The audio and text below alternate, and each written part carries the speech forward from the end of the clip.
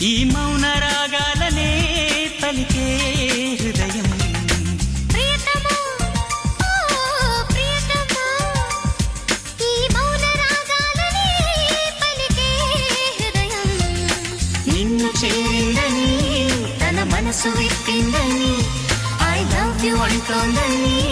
తెలుసా నిన్ను చేరిందని